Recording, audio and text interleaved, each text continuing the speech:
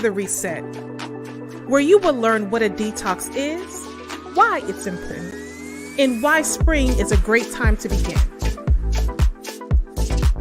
Please welcome your hosts, Dr. Sarah D. Alemi and Dianna Baltimore.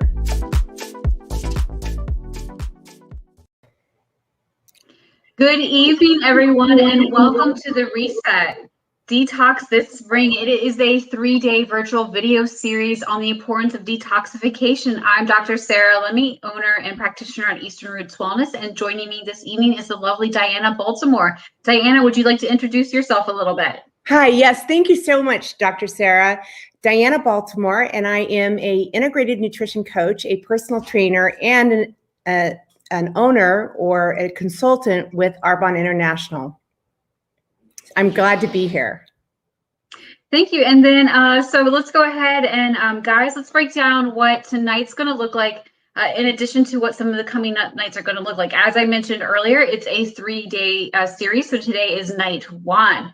So today is going to cover the importance of detoxification. What is detoxification? Why is it important to do? How do we know if we need to detox? What are the main sources of toxins? How is our body supposed to work? And why detox now? Why are we having this series for you right now? So I'm going to go ahead and start with what is detoxification. So if you were to look in the dictionary, you know, the Merriam-Webster, that sort of thing, detoxification is defined as a noun, a treatment that is intended to remove poisonous or harmful substances from your body. Said differently, is the physiological and or medicinal removal of toxic substances from a living organism such as the human body, which is mainly carried out by the liver, and that's something we'll go into later. And so I think a lot of us, the reason why I wanted to talk about the definition is a lot of us, when we think about detoxing, we think of fast, we think of juices, and yes, those are components to a detox. But what we're really trying to convey to you all over these next 3 evenings is a holistic or all-encompassing detox protocol, because it's really so important due to the amount of toxins that our bodies have in today's environment, which brings me to my next point. Why is it important to detox? So if we go over to that, why is it important to detox? Well, in today's world, it is so saturated with harmful toxins that we simply can't rely on our body's own internal detoxification system to do the cleansing for us, right? Again, as you'll learn later, our body was designed to eliminate toxins and harmful substances, but because we have so many harmful toxins in the world around us, we now have to step in and actually assist and aid our body in detoxing and eliminating these toxins. That is, if we want to feel healthy. And we have lab tests that prove this, that prove that our body is saturated with all kinds of man-made toxins. As Dr. Stephen Cabral says, we have so much dis-ease in the world today because our bodies are simply overwhelmed. Some other reasons that you might want to detox. One is that, again, detox helps to remove toxins. It helps with losing weight. It energizes the body, helps your skin glow. It can improve mental health, get rid of unnecessary food cravings. And then again, in today's busy world, we just really need to give ourselves time to take care of ourselves. I'm actually going to pass the baton back to Dianna because she has a really good metaphor about why it's important to take care of ourselves and to detox. Yes. So, you know, toxins build up, like Sarah says, over time in the body. And when we don't pay attention to it, that's when we can get into trouble. So you can kind of relate it like taking your car into the shop, right? We take our car into the shop once a year, we change the oil, we flush out the transmission, we flush out the air conditioning, and maybe we even rotate the tires. Well, our bodies are also a machine, and it works just the same for them. We need to pay attention to that, because if we are not eating the way that we should, those toxins are building up over time, and we need to do a cleanse or a detox. Next slide. All right, so we kind of went over the definition of detoxification, why it can be helpful to do something, and then we started to bring up the fact that our environment is saturated with a lot of harmful substances. So let's give you a little bit of information just on some of the statistics about toxins in the United States, and maybe you can kind of get an idea about, yeah, maybe I do come into contact with these toxins. So did you know that there are over 77,000 man-made chemicals in the environment at any given time? Any given time. And the US in particular has 10 times the amount of toxic chemicals than, I guess you could say, other developed countries. In fact, the average fetus is exposed to as many as 287 harmful chemicals. This is at birth. So they're basically born toxic. And this is a really sobering statistic. 1 in 2 people in the US is expected to have cancer by 2030. Right. And the FDA only bans in this country 17 ingredients in skincare, hair care, body care, and cosmetic products. The European Union bans anywhere from 1,600 to 1,700 ingredients. So you can see there's a big discrepancy here. And in the US, while the FDA on the food side of things has gotten a little bit better in the skincare, cosmetic, and beauty care world, the regulations have remained unchanged since 1938, and that's pretty frightening. Yeah. And guys, these are just like a handful of statistics we wanted to pull out and show you. I mean, if you really wanted to go, you could go to like the EWG.org, you can go to the Mayo Clinic. You can just see the amount of toxins that we have at any given time in any specific place. But we really just want you to be aware of the fact that we're surrounded by them. And that's why we're doing this detoxification series. But with that, speaking of toxins, go ahead, Dianna. Toxins, before we go any further, would love to find out from you, like, how are you feeling? Like, are you feeling like fatigued, or do you have aches and pains? Do you feel bloated? How are you feeling? Would love to hear in the chat how you're feeling, because when we have toxins and we're in a toxin overload, some of the symptoms are body overheating, constant fatigue, mood swings, headaches, inflammation, lower back pain, constipation, frequent colds and viruses, skin issues, rashes, acne, etc., fatigue, low energy, and the list goes on and on and on. And while sometimes we think that it may be attributed to a disease or a virus, what we are is just toxic. We have a toxic overload and tired a lot. Yes. Yeah, and so Dianna kind of started going into some of the more common signs and symptoms that we'll see. So I know that for me, it's some of what I tend to see the most in my clinic that people are aware of. But what you guys might not be aware of, if we go on to the next slide, is that toxins can actually affect, all of our body systems. So I know that these next 2 slides are going to look kind of overwhelming, but that's the point. Toxins, again, like I said, they can affect every system in our body. So again, are you someone who suffers from headaches or migraines? You just tend to have a lot of kind of cloudy headed feelingness. Do you feel dizzy for some unknown reason, but the doctor says, your structure's fine, but you're like, no, I know something's wrong. What about allergies? I know that's something that's pretty prevalent this time, right? This spring. But guess what, guys? Allergies are a sign of toxicity overload. Same with sneezing, mucus, post-nasal drip.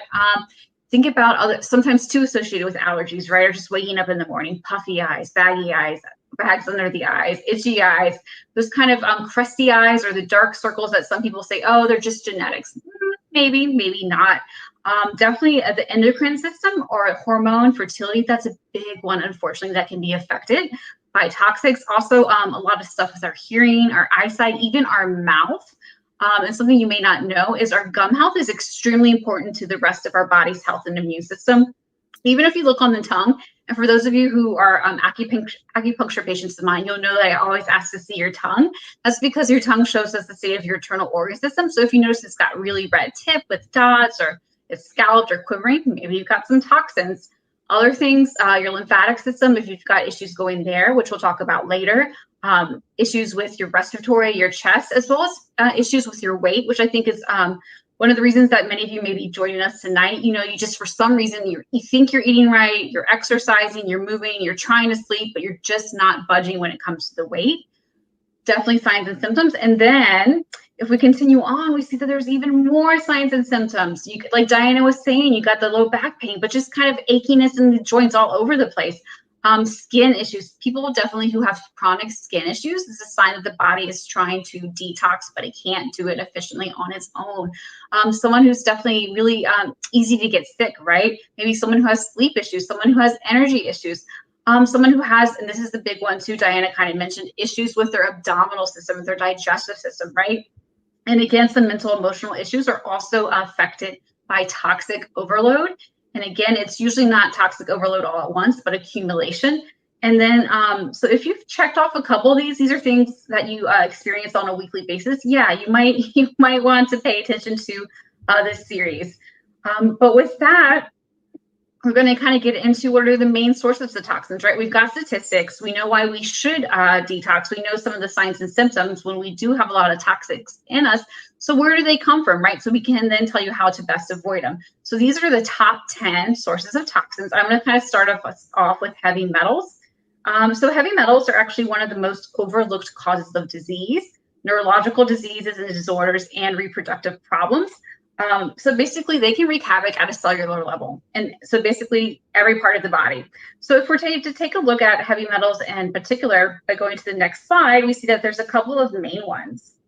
One of the first that you probably have heard of is mercury. While most of us don't have a mercury thermometer these days, we can still get it in other areas.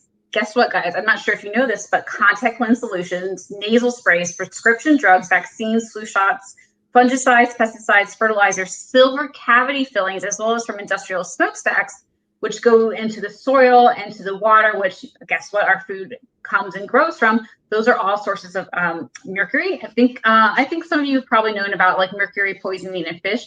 That's just one little piece of the puzzle with mercury. We also have aluminum, which is actually one of the most pervasive heavy metals in our environment.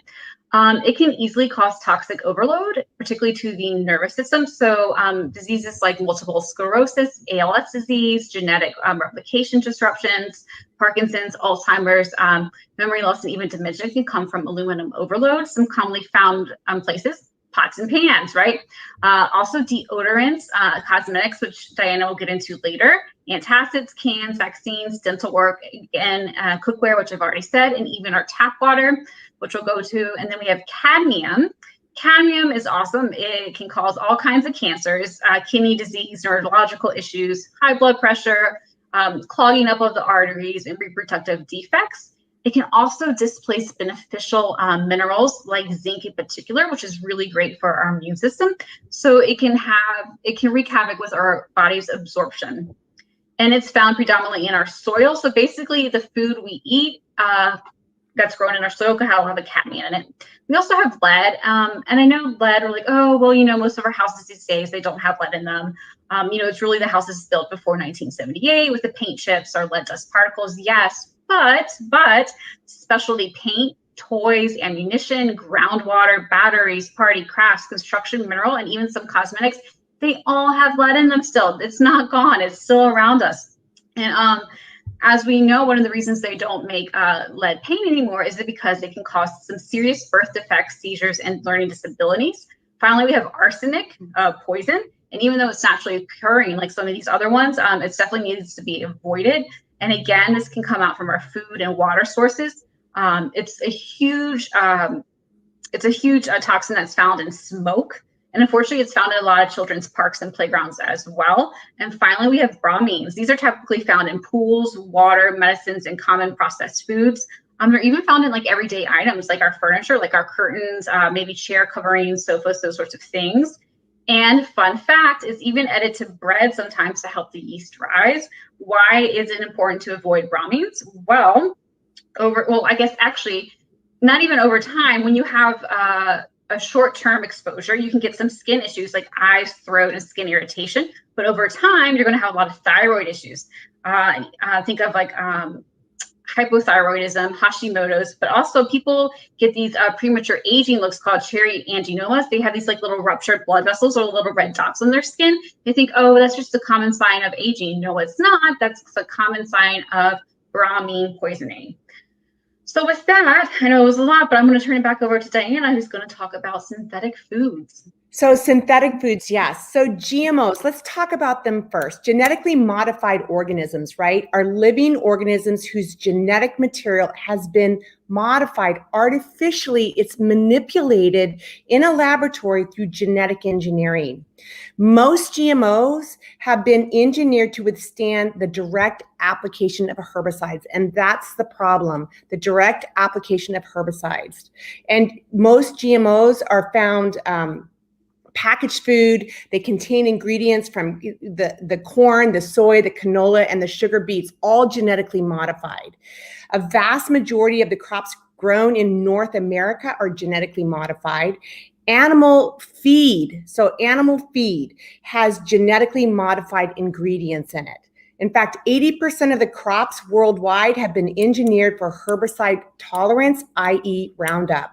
So you want to think about this really quickly just before we go to the hormones, is that genetically modified, that means if they're eating it, you're eating it. And that's what you have to be careful of. Hormones, synthetic estrogens and testosterones have been used for decades in the meat and dairy industry. Injecting hormones into young livestock to make them gain weight faster. More weight, more meat, right? Hormones also increase production in milk, right? Milk products. And in the EU and other countries, while they have banned all hormones, the US is just looking at that. They haven't done it yet, which is really kind of sad. You know, the produce and the pesticides residue is still here today. Remember, symptoms occur over time. That's a really important thing. They occur over time. So let's just talk about preservatives for a second. Preservatives is a substance added to food to make it last longer, the longer the shelf life, right? And some preservatives prevent the growth of bacteria and mold. That right there would make me scared, right? So others prevent delicate fats from going rancid. Foods with preservatives are more processed. They're less nutritious foods, not exactly healthy. So what do you want to do? You want to read those labels. And here's some of those preservatives. Salts, nitrates, which are carcinogens, BHA and BHT preventing fat from going rancid, right? Sulfates is also another one. Sodium benzoate, potassium benzoate, and benzene. Now, while benzene isn't used in food, it's not added to foods, the other two are. And you want to be really careful. So my message to you is make sure you read those labels. If there's more than 5 ingredients, 6 ingredients, and you don't understand the first 2, you know you're probably not in the right place. So let's just really quickly go to artificial sweeteners. And this is a big one. You know, artificial sweeteners, thank you. So if you haven't stopped using artificial sweeteners, I hope something I say about them tonight will encourage you to consider stopping. They have been around since the 1950s, and some of the side effects are weight gain, headaches, migraines, cardiovascular disease. And they're so much more potent than sugar, which is part of the problem because they keep us addicted to super sweet foods, right? We think that if it's calorie-free and it's been sweetened with saccharin or sweetened low that we're good to go, right? Not the case. It's also been linked to dementia and Alzheimer's. So really highly, highly encourage you to pay attention, you know, make it natural. You know, I'd rather have you add some raw sugar to it or some coconut sugar as opposed to an artificial sweetener because it contributes to type 2 diabetes, kidney disease, inflammatory bowel disease, Crohn's. The list goes on. And let me just give you a list real quick. Aspartame, Equal, NutraSweet, Saccharin, Splenda, Sweet and Low. If you use any of those, please do me a favor and think about not doing that anymore. Sarah. All right, so with that, we're going to number 3 of the top 10 most common toxins in the United States. And number 3 is pesticides. So pesticides, which include herbicides, fungicides, and insecticides, are basically bug spray for our food, right? They're essentially a nervous system poison that is used to deter bugs from eating the crops, right? So good intentions. However, because it's a nervous system poison, it's essentially dumped onto the food that we then put into our mouths. And this is not so good, especially for those foods that don't have like a thick outer skin that you can peel off. So think about like a raspberry, right? You can't peel or really wash off the skin of a raspberry. So essentially the pesticide has gone into it and now you're eating it. Of course, what's really exciting are those things that we can do to help avoid that, which we're going to talk about, I believe, on day 3. So stay tuned. But going more into pesticides, the reason that they're so harmful, aside from the fact that they get into the food that we're eating, is the fact that a lot of them, even though they've been banned, like this substance called DDT, is that a lot of them don't have a shelf life. In fact, even though DDT was banned over 40 years ago, we are still finding it in today's food supply and dairy. In fact, one study conducted by the CDC found that 99% of all people tested positive for byproducts of DDT. So there's no half-life. Again, it sticks around just like a lot of other pesticides do. And it looks like we might have a question. By the way, I just want to let you know, if you do have a question, we will answer you shortly. Would honey be better in tea? I think let me let Dianna answer that before I go on. While honey, depending on where the honey comes from, because you have to understand too that now in today's crops, right? Honey bees are eating things that have chemicals on them, have those pesticides and those herbicides, and they're bringing them back to the beehive, which is one of the reasons why we try to stay away from it unless we know that it is coming from a place where there is nothing going on. So I would rather have you do if you know that the honey is pure, that's okay. If not, you might look at another alternative. Exactly. So thank you, Dianna. And with that said, so again, pesticides, they're nervous system poison. They're found in a lot of our crops. They're also found and sprayed at our golf courses, our parks that our kids can play on, and even in our own grass. So why is this stuff bad? Again, it's a nervous system poison, guys. So it can show up, it can poison the body, causing cancer. It can cause cancers like leukemia, non-Hodgkin's, lymphoma, brain, bone, breast, ovarian, prostate, testicular, and liver cancers.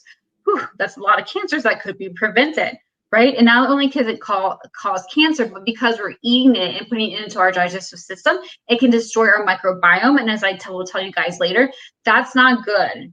If we have an imbalanced microbiome, we need to have a really good balance of good guys to the bad guys, all right? So basically it can lead to issues like bloating, leaky gut. It also plays a role in infertility. In fact, the fertility levels in farm workers are at an all-time low at this point. So again, as we'll tell you in day 2 and 3, we'll want you to eat as organic as possible. But going on to the next toxin, we're going to talk about our tap water. As you can see, there's a lot of stuff that can be found in our tap water, but I'm actually going to talk to you about 2 chemicals in particular that you might actually think are okay. One is chlorine. So we know chlorine is a great pool disinfectant, right? But just like pesticides can wreak havoc on our gut, chlorine can also wreak havoc on our gut. It also can kill off all of the good guys that we need to stave off the bad guys, but also help with absorption of nutrients. It can also cause thyroid conditions, since iodine becomes depleted as your body is exposed to chlorine from tap water, pools, and in fact, your daily shower. And in fact, the average 10-minute shower is the equivalent of drinking 20 gallons of tap water. So the next substance I want to talk to you about that you may have heard is good, but maybe a little controversial. Dentists don't get mad at me. It's fluoride in the water. So fluoride is a confirmed poison that you're not supposed to swallow, which is why you spit it out at the dental office. But it's shown to correlate with low thyroid, brittle bones, weakened GI system, hormone dysfunction, GERD, acid reflux, as well as a whole other array of issues. So basically, chlorine and fluoride are known as halogens, basically toxic to the thyroid. They kill the thyroid cells. And then let's also not forget that our tap water goes from the toilet to the tap. Yes, we have a wastewater system that's supposed to clean it out. However, sometimes there are byproducts that people eat, whether it's pesticides, whether it's drugs, prescription drugs that then goes into us. So let's say someone is on birth control and high blood medication. It might go, their urine or stools may go to a wastewater facility plant, but then we're drinking water that now has some particulates of that birth control and high blood pressure medication. That's disgusting. But not only is that disgusting, over time, that sort of substance is going to start to build up in us. And since we're not that person, we may not need that medication. So who knows what that is going to do to us. So moving on from tap water, I think we already got a quick look at it. I kind of want to talk about some internal sources of toxins real quick. Again, we're going to get into this, I think, a little bit more tomorrow and Tuesday evening, but stress and gut bugs. So guys, sometimes it's okay to have short bursts of stress, right? It helps us survive, but long-term stress can lead to can really lead to, unfortunately, an inflamed internal environment, right? So over time, chronic stress eventually wears our body down. It burns out what is known as our central nervous system, and it keeps us locked in a pattern of what is known as fight or flight, right? So repair, recovery, and rejuvenation, they only take place when our body is relaxed. So if we're stuck in this chronic state of fight or flight, our body's not relaxing, more inflammation or inflammatory producing hormones are just going to keep being pumped out, pumped out, pumped out. And then again, gut bugs, when we maybe have something like the tap water, pesticides, etc., that make our gut imbalanced, so there's more bad guys, they're going to have, they're going to really wreak havoc. So they're going to have an imbalanced bacterial terrain on our body, leaky gut syndrome. So they can cause things like fatigue, weight gain. People usually want to lose weight but can't find out why. Guys, please do a stool test. I know you're not too happy about having to do it, but please think about doing it. Think about doing a detox, because it's a really good chance if you're having trouble losing weight and you're having a lot of other abdominal issues that you have an imbalanced gut biome. All right, real quickly, something that's also a little controversial is EMFs. If we go to our next toxic source, this is electromagnetic frequencies. And so this is something that's becoming more common in industrialized nations because, well, guys, we always have some kind of machine or device to our ear, beside our bed, on our lap, or next to us. Again, we say that these issues, while we can't see them, right, because our electromagnetic frequencies, they can cause a lot of nervous system disorders, fatigue, poor sleep, leukemia in children, breast cancer, cancer clusters. And they can come from a variety of sources. So yeah, like I said before, so you have devices like cell phones, computers, Wi-Fi modems, cell towers, any electronic equipment, including your microwave and alarm clocks. And especially, and those who actually have metal already in their bodies are going to have double the risk of getting different kinds of issues. So if you have a metal IUD, maybe you've got a hip replacement, you've got a silver amalgam from the dentist. Again, that's kind of like a beacon for these EMF. They're going to come into your body and unfortunately just wreak a little bit of havoc. But again, there are things you can do. We'll talk about that later. All right, so finally, I also want to talk to you about what's known as toxic home syndrome. And as you can see by this slide, unfortunately, our homes can sometimes be the worst place of toxins for us. And then before I go again, I wanted just to see if someone had a question about tap water real quickly, if we want to pull that up. Well, all right. To drink smart water. So yeah, so we're going to get into different how to hydrate and different ways you can drink safely tomorrow, as well as some recommended products on Tuesday night. But yes, Chris, thank you for asking that. Tap water definitely can be gross with bad gut bugs. And yes, so yes for now, but we'll get more into that tomorrow and Tuesday. But again, guys, toxic home syndrome, basically there's a lot of stuff in our houses that can make us sick. In fact, it's thought that the indoor air quality is up somewhere from 3 to 70% more polluted than the outdoor air quality. Wow, that kind of blows your mind, right? And one of the ways you know, or I guess one of the ways to know if you do have like a toxic home, note the signs and symptoms that you have when you're at home. Like maybe you feel kind of foggy or lethargic, or you have a scratchy throat at home, but then see how you feel when you're outside your home. Maybe when you're outside, you're at work, do those symptoms come and go when you're in the house or not, right? So again, your home is a really, well, it's unfortunately a source of a lot of toxins, but again, there is a lot of things that you can do for that. And then I'm going to give this back to Dianna because she's got something really important I want her to talk about to you guys. Yes, just what we love, all the things that we can treat ourselves with. But before we get into that, I'd like for us to take just a couple of minutes here and think about, write down or put in the chat all the number of different products that you use on a daily basis. That means from the time you get up in the morning till the time you go to bed at night. What is that number? From, your toothpaste to your mouthwash to your dental floss to your hair care, shampoo, conditioner, any products that you use, lotions, gels, scrubs, soap. What is that number? I would love to hear from you what that number is. And don't forget the hand sanitizers, not just hand sanitizers, but how many different types of hand sanitizers do you use? So I'd love to see that. I don't know if I can see that, but write it down. Think about it. Is it 20 products, 30 products, 40 products? And while you're doing that, I'm going to give you a little bit of information. While this all seems sort of like doom and gloom that we're talking about right here, there is hope and there are things that we can do. It's the secret, or the key is that we have to be in charge of our health. Dolores Alonso says 15 to 20. Absolutely, Dolores. I think mine is 22. So, no question about it. Chris, I bet you if you redo that, you'll come up with more than 5 products, right? So, you have to do your deodorant, right? Your mouthwash, all of that stuff. So while the FDA, as I mentioned a little bit earlier, is somewhat more regulated when it comes to food, truly the skincare, the cosmetic world is not regulated. They don't have a big enough desire to regulate it, because we're talking about big companies that sell off byproducts that help make the products that we put on our body, right? So, I want you to know that it's really important that the ingredients, like in your hair care, your skin care, like the kohl, the tar dyes, they're found in eyebrow tints, eyelash tints, in hair colors. There's also things like harsh chemicals in hair products, your relaxers, your Brazilian blowouts.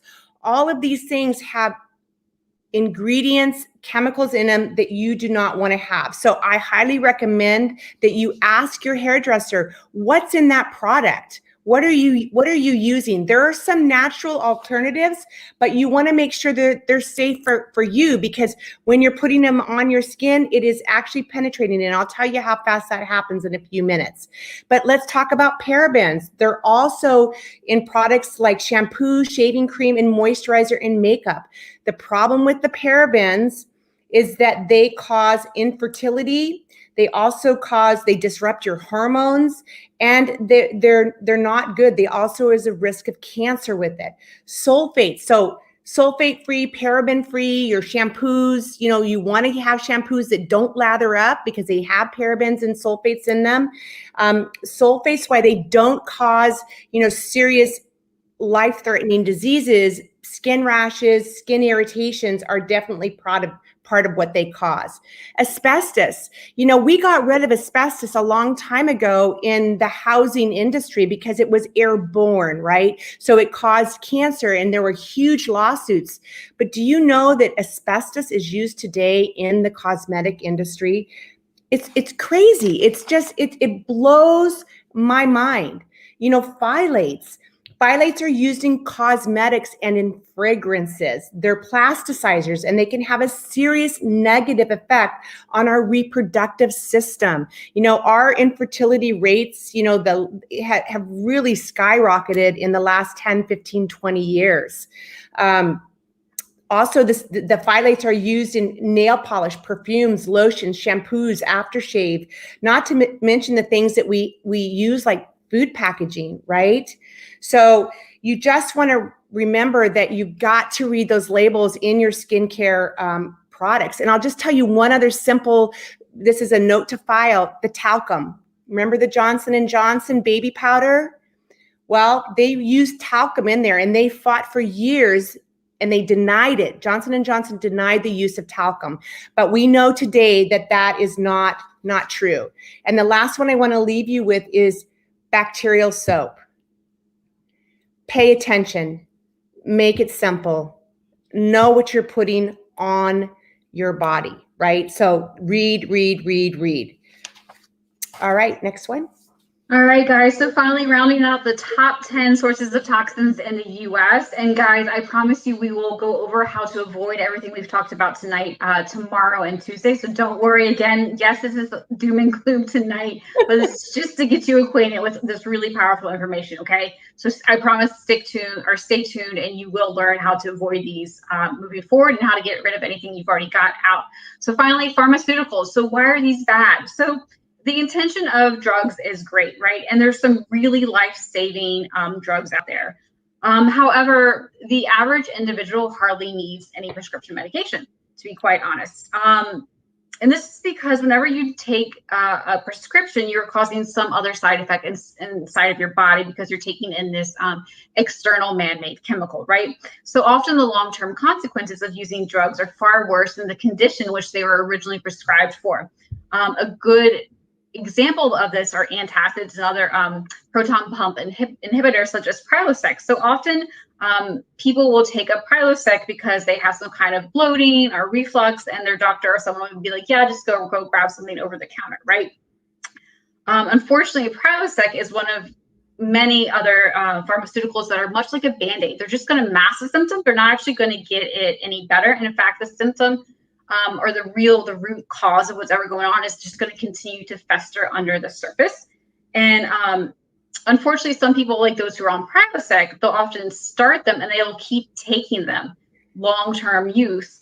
But did you know that there's actually a warning label on the Prilosec box that says that should not be used for more than 2 weeks? Yeah, I know people who take Tums every day. I know people who take other proton pumps inhibitors, and it's like, I know that they can help you temporarily with your symptoms, but it is causing such long-term damage, not only to what you're trying to help, but to other parts of your body. It's just something that we need to be really, I guess, particular of that. And like I told you, whatever you're taking is going into our water, and then the rest of us are going to be having parts and pieces of your pharmaceutical drugs as well.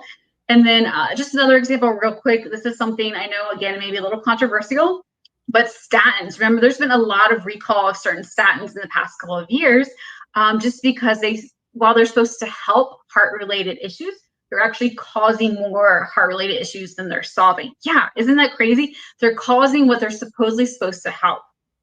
So anyways, just so you know, these are our top 10 pharmaceuticals, or excuse me, our top 10 toxins, pharmaceuticals being one of them. So before we go in tomorrow night about how to support your body and specific organs in particular, we thought it'd be fun to kind of tell you how our detox organs work.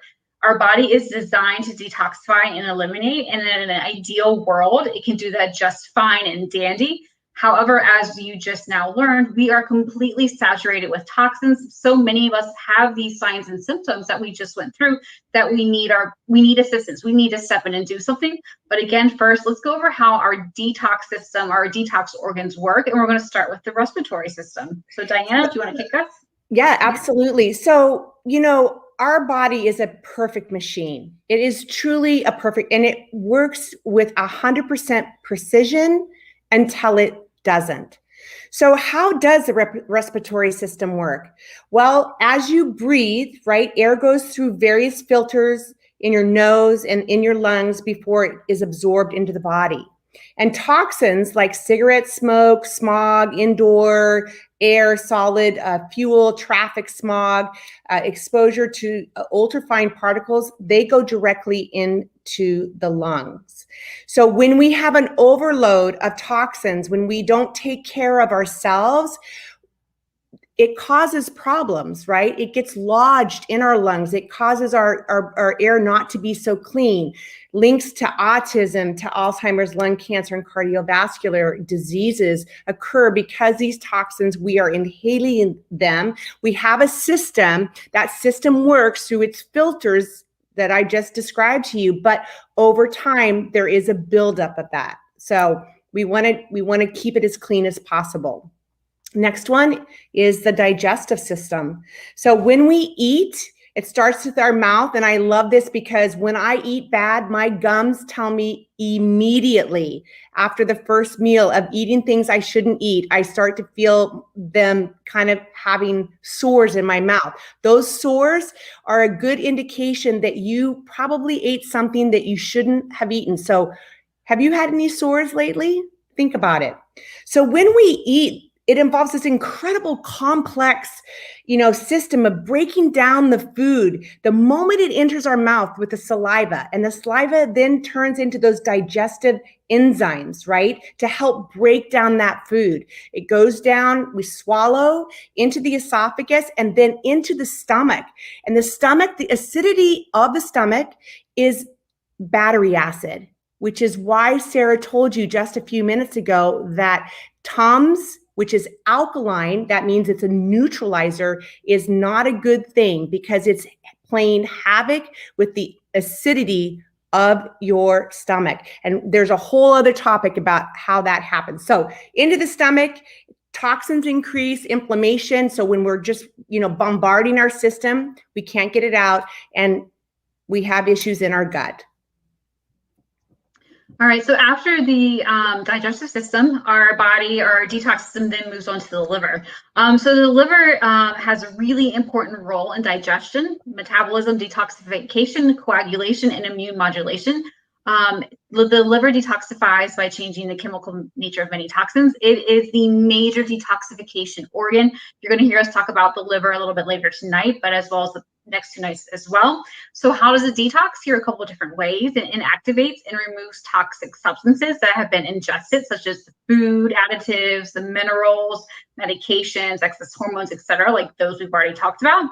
And then it extracts from the blood the residues and waste material, also resulting from cellular breakdown. It transforms them so that it can then be excreted by the intestines or the kidneys. It also eliminates waste products and toxic metabolites. And basically, so the liver, as you can see here, these toxic, harmful chemicals come in. The liver it's this hardworking guy. It transforms them in such a way that they're supposedly no longer toxic. But a really fun fact is, if the body ever needs to, it can store toxic substances in itself. Like if we get so bombarded by toxins, it will store them in itself. However, it can only do so for so long before it kind of gives out on itself. But after the liver, we then have the kidneys. So again, the first place that the blood from the stomach and the intestines goes is to the liver. But after the liver, we're going to have the kidneys. So the blood leaving the liver, goes to the heart, and then it's pumped directly to the kidneys. So the kidneys regulate the balance of water and salt in our body, but they also have a very important role in detoxification. And they detoxify by secreting toxins or filtering toxins out of the blood into the urine. As you can see here, there is 3 different parts of the kidneys. There's the outer layer, the middle layer, and then there's the renal pelvis, which becomes a reader. And that is how we're able to kind of get rid of the toxins or eliminate. And then finally, I want to talk to you about the lymphatic system.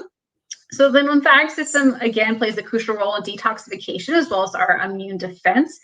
About 2 liters of lymph fluid circulate in our lymphatic vessels, and this goes all the way from our toes to the top of our head.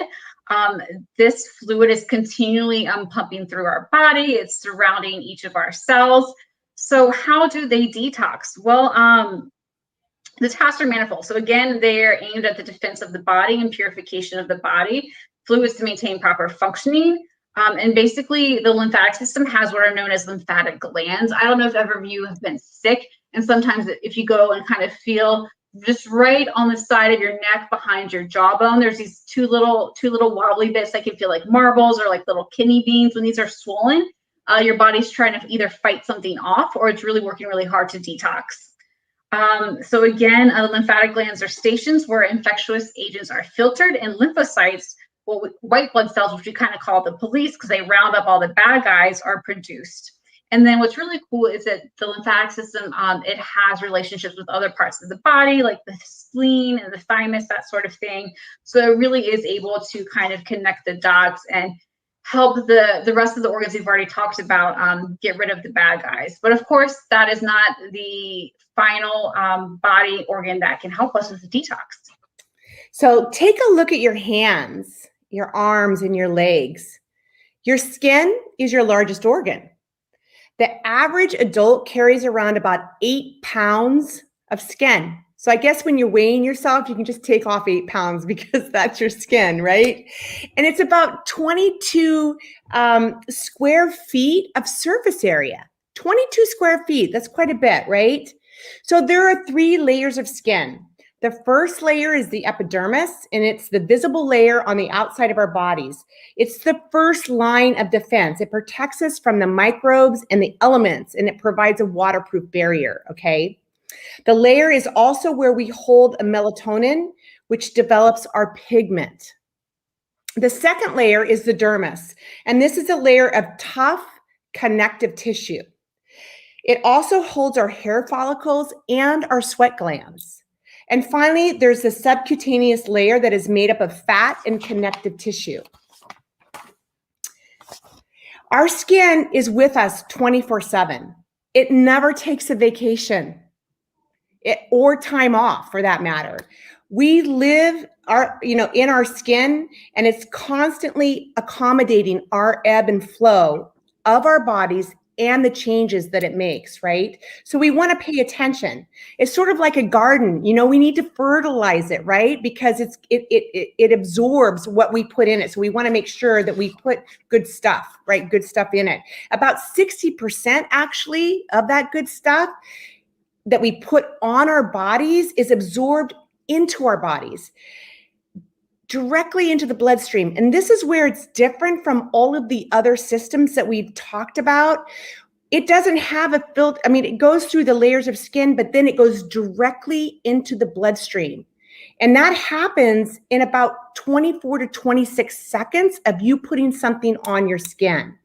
So you want to make sure that what you're putting on your skin is clean. It's not going to harm you. It's going to benefit you. Absolutely. And then I think, don't worry, guys, we're rounding out tonight's series. But so we've told you all of this information, but why now? Why are we talking to you about detoxing in the spring? I guess, Dianna, do you kind of want to?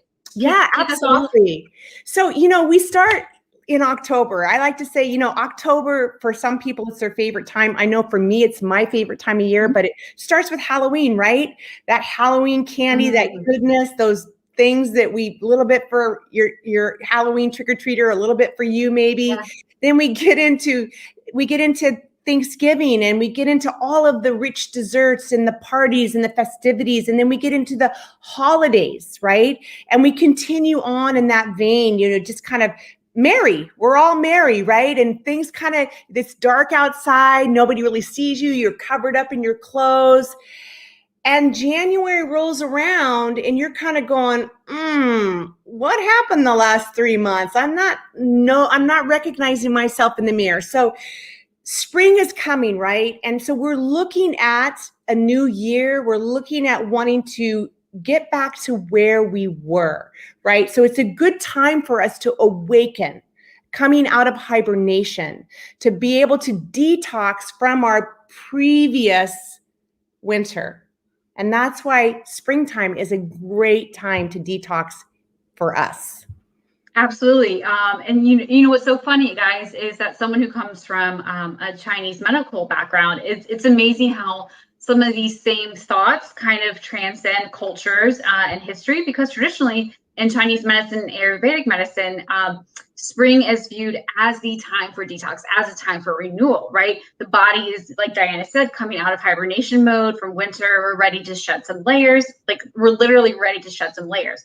And in Chinese medicine in particular, the spring is associated with the wood element, which is also then connected to the liver and the gallbladder. And if you guys are paying attention, we said that the liver is the main detoxification organ, right? Whenever you do any kind of detox, you always hear, okay, we'll support your liver, or take this for your liver, or do that. So yeah, in Chinese medicine, we want to support the liver and the gallbladder because the spring is the time for them. And because the spring and the gallbladder are at their peak, they're at their peak moment, right? Then detoxing, something that they do naturally, it just makes sense to do it then.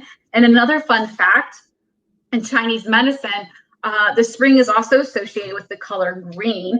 And if you notice, a lot of foods that are in season and we'll be telling you are really good to eat and to incorporate, both for aiding in detox, but also for bringing into your diet, they're in season in the spring. And then finally, sour is the taste of the wood element. And sour, again, a lot of sour food, a lot of herbs, a lot of citric foods, right? They're really good for purging and detoxing the body. So again, there's never a bad time to detox because we're always being exposed to toxins here and there. But the spring is just a really good time. We've had just this backlog of stuff. So let's go ahead and get it over with and then get us ready to enjoy summer, but also then get our immune system kind of boosted for the fall. And I think right now, Dianna, too, it's really important because yes, we're getting vaccines out, but the pandemic is still around, right? Oh, absolutely. Absolutely. You need to be healthy. And now more than ever, this is the time in your life that you really want to take and look at your lifestyle, how you're living your life, right? And you want to pay attention to you because this is the only thing you have, right? It really is. And so with that, guys, thank you so much for spending the last 15 minutes with us. I know we really hit you with a lot of information tonight. Some of it, which again is really overwhelming, but don't worry. If you registered with us tonight or the next 2 nights, you will get notes for all 3 nights. So don't worry if you weren't able to get it all down. So again, I know. Yeah. There's so much hope. I really have to tell you, you know, it's really important. You know, like I said a few minutes ago, we are in charge of ourselves, right? And that's Dr. Sarah and I, we want to bring that to your attention. That is our mission in life, is to educate people on that they can be in charge. They can take control of their body, what they put in it, what they put on it. You cannot rely on Big Brother, because in this situation, you know, Big Brother really isn't going to help you out. So there is hope. Just come back tomorrow. Exactly. So yeah, and that's the great thing. We are giving you guys specific strategies for taking charge of your body. For yeah, you have these signs and symptoms. Yeah, there's these horrible statistics, but guess what? You can take care of them. You don't, and it's more than just putting a Band-Aid on it. We're going to actually help you get to the root of your symptoms. So tomorrow is all about how to start a detox.